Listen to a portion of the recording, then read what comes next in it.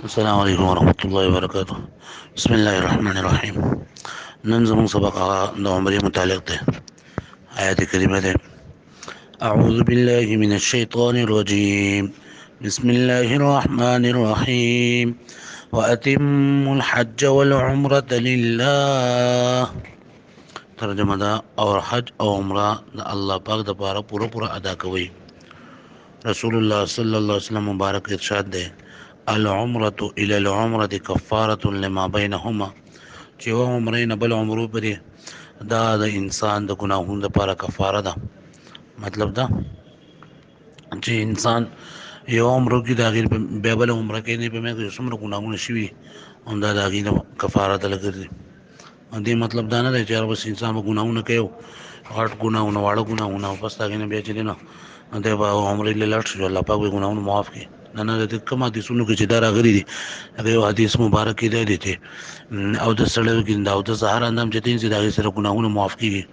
دې نه مراد واړه ګناهونه دي، لوی ګناهونه بغیر د توبې نه الله پاک نه معاف کوي. یا دغه شانتې حقوق العباد دي، نه هغه به یا د هغه نه معاف کوي یا به یې ادا کوي، پس د هغې نه به الله پاک معاف کوي، داسې نه معاف کوي. او د نن سبق هغه مسنون دعا ده چې پیغمبر صلی الله علیه وسلم دا حدیث نه دی ښه، پیغمبر صلی الله علیه وسلم حدیث نه دی دا، بلکې د مشرانو قول دی دا او بزرګانو چې اللهم انی اريد العمرة فيسرها لي وتقبلها مني. یا الله ما اراده د عمرې کړې ده، ما لپاره احسان هم کړي او ما لپاره قبول هم کړي.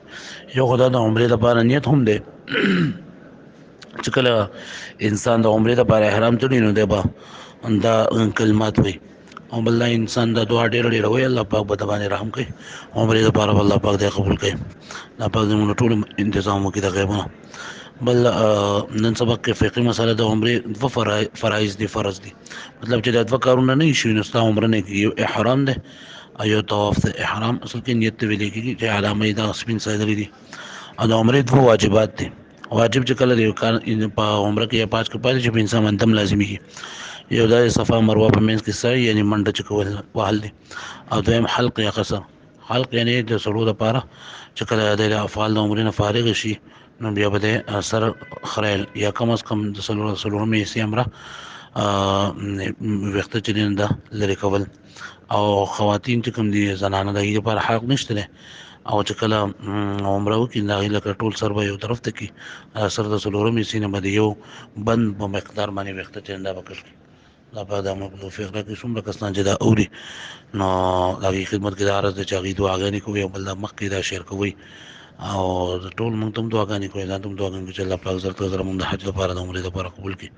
السلام علیکم ورحمة الله.